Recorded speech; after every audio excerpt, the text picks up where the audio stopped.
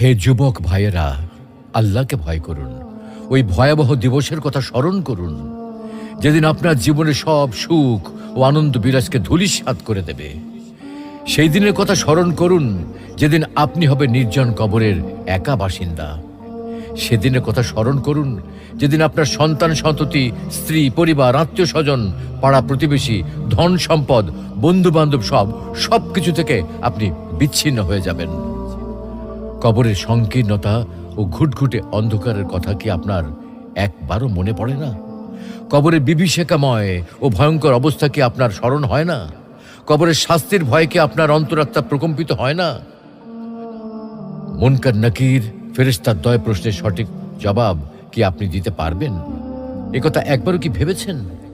অনুরূপভাবে কবরের অফুরন্ত সুখ ও অনাবিল শান্তির কথা কখনো কি আপনার হৃদয় পটে জাগ্রত হয় না? তাই বলছি,